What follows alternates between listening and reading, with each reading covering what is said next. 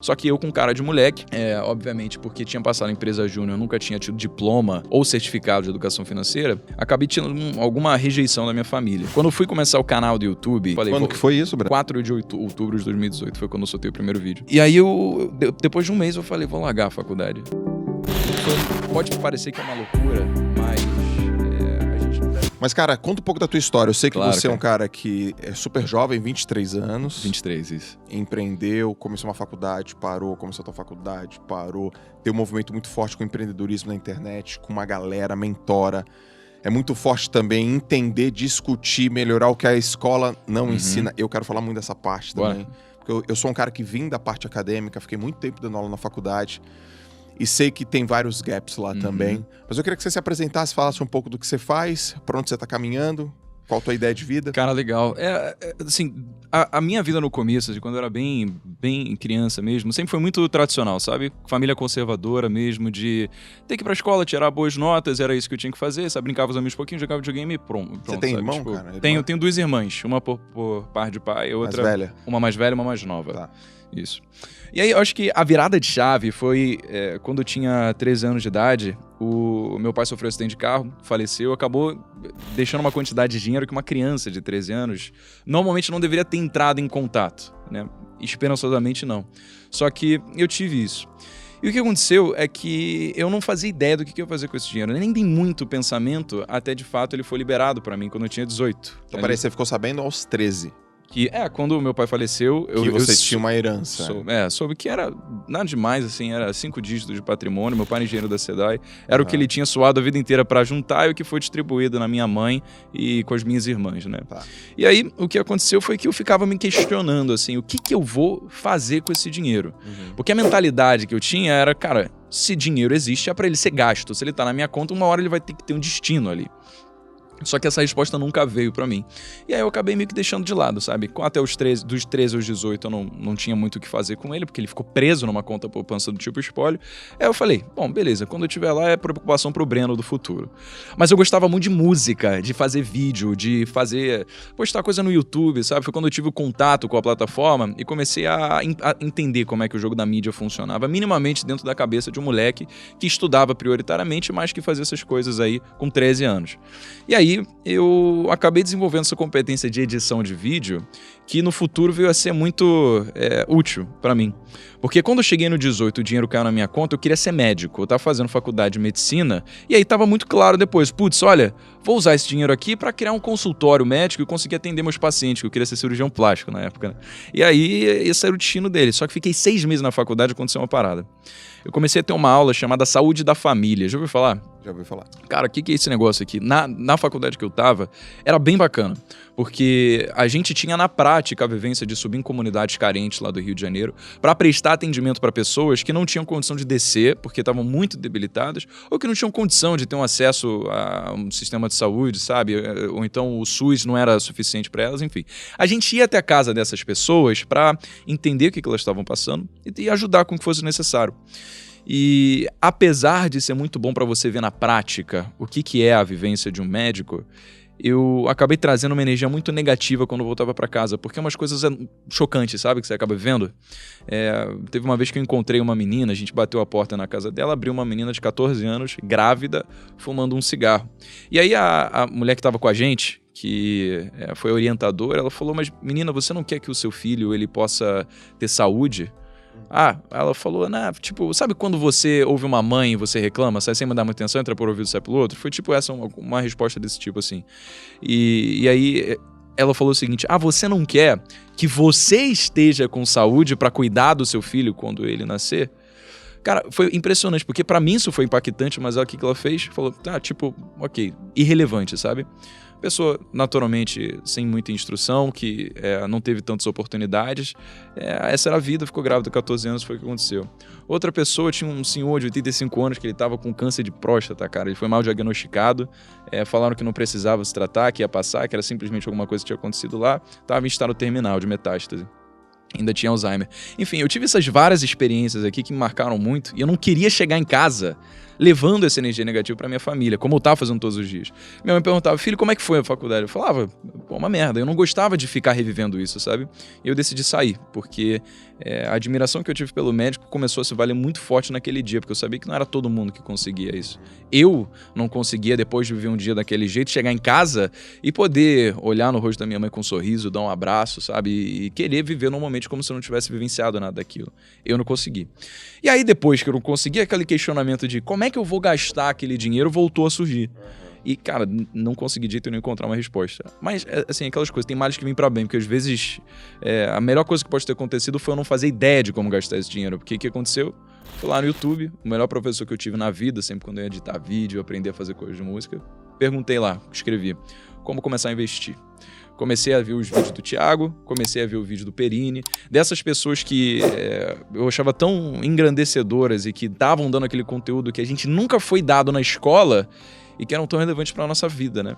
E aí foi engraçado, porque logo depois eu comecei a fazer engenharia de produção na UFRJ, e porque eu estava me interessando muito por finanças, para poder gerenciar aquele dinheiro que o meu pai tinha me deixado, afinal, como eu não sabia como eu ia gastar, melhor que ele rendesse da melhor forma possível até lá.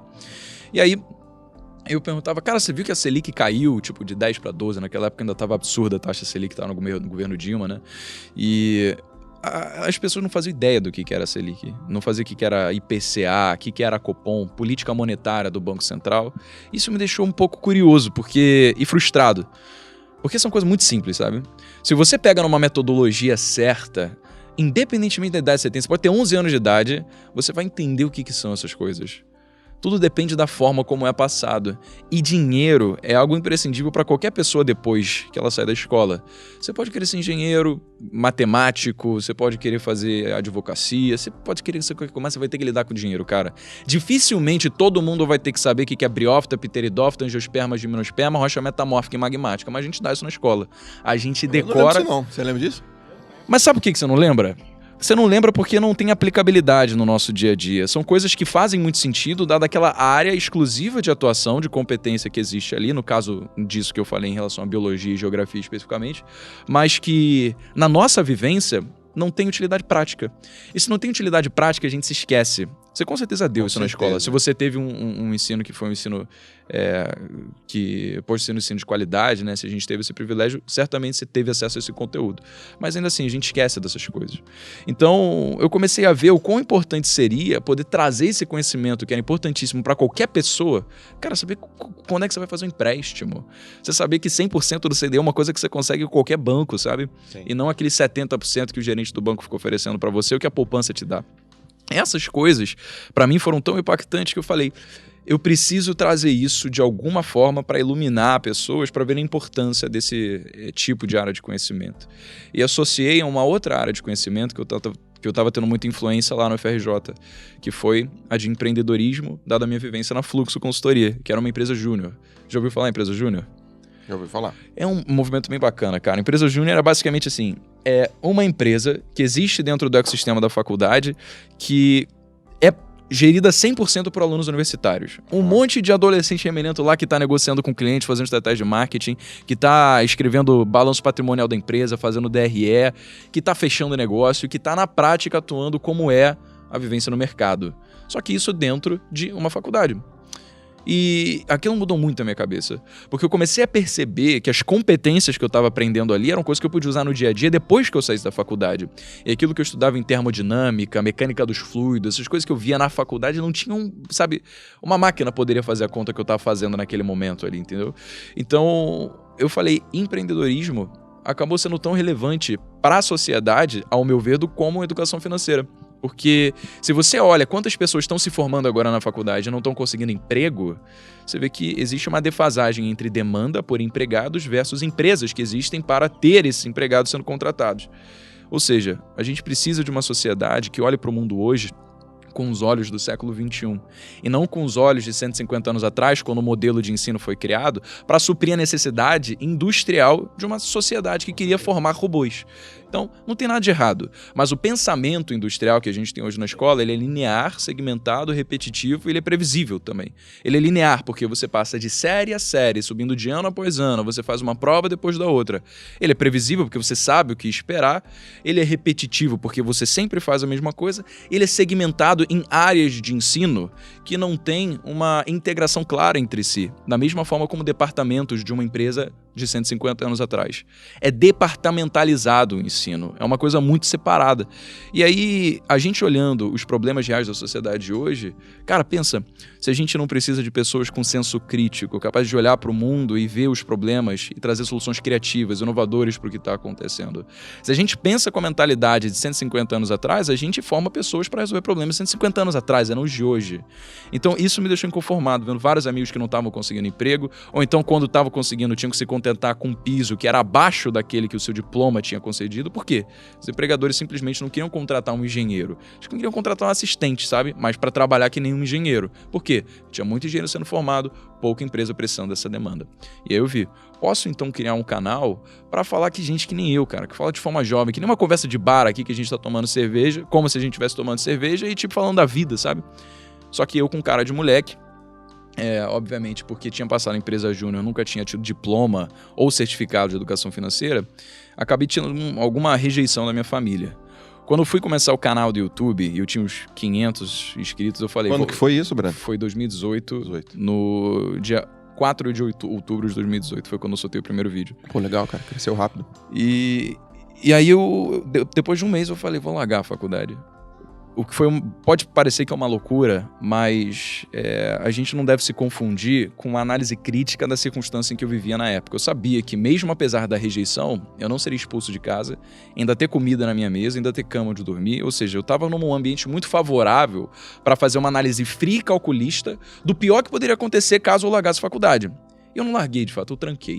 Eu ainda ter 2 anos para voltar para o mesmo lugar, para as mesmas pessoas, mesmos professores, muitas vezes até para os mesmos amigos, porque na engenharia a galera fica, né? Então, o que ia acontecer é que, cara, eu queria tentar. A pior coisa que eu via para mim era poder olhar para trás, era talvez olhar para trás e pensar, putz, e se eu tivesse tomado a iniciativa e eu não tomei? Eu não queria sentir isso, sabe? E aí, eu abandonei a faculdade, falei, eu vou focar agora tudo da minha vida para fazer esse negócio do YouTube dar certo.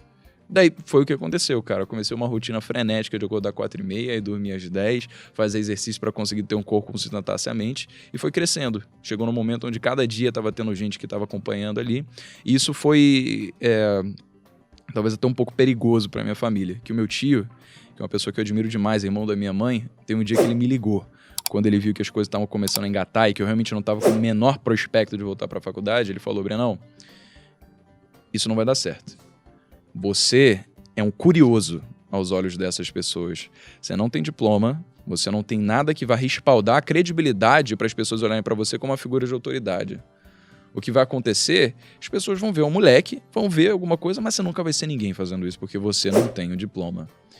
Eu acho que 2 coisas poderiam ter acontecido nesse momento, que foi eu poder aceitar aquilo e falar, você tem razão, voltar à faculdade, continuar a minha vida como se nada tivesse acontecido, frustrado por viver num ambiente que eu sabia que era antiquado, eu não falava com o que eu esperava para o mundo, ou então tentar encarar aquilo como o melhor discurso motivacional que eu já tive na vida e fazer mesmo assim para depois chegar no futuro e você falar que isso fez parte de alguma história de superação do que eu tive, né? Sim. Então, acho que foi essa segunda mesmo que aconteceu e hoje estamos aqui falando sobre isso. Porra, que história massa, cara. Legal. Não conhecia tão profundamente essa questão da tua vida.